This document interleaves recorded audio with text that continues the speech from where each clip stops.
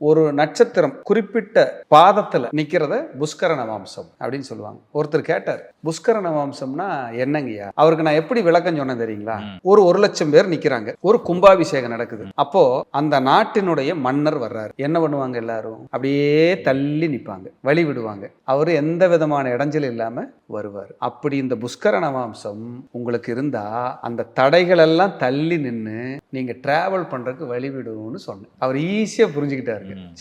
சூப்பர்யா அப்படின்னாரு. புஷ்கர நவாம்சம் நமக்கு இருக்குன்னா அது சில கஷ்டங்களை, நஷ்டங்களை, தொந்தரவுகளை கடந்து செல்வதற்கு நமக்கு உதவி செய்யும். இப்போ நம்ம வர்றோம், கார்ல போயிட்டு இருக்கிறோம், ஒரு கார் ஏதாவது ரிப்பேர் ஆகுது, ஐயோ சீக்கிரம் போகணுமே, என்ன பண்ணுறதுன்னு நினச்சி வெயிட் பண்ணும்போது நம்ம ஃப்ரெண்டு கார் வந்து நம்மளை முகத்தை பார்த்துட்டு அங்கே நிற்கும். என்ன நண்பா இங்கே நின்றுட்டு இருக்க? நானும் சென்னை தான் போகிறேன், நீங்கள் வரதுன்னா வாங்க, அவசரம் ஏதாவது வாங்க போகலாம். அப்படி நம்ம ஒரு இக்கட்டான நிலையில் இருக்கும்போது இந்த புஷ்கர நவாம்சம் நம்மளை காப்பாற்றும். ஆமாம்.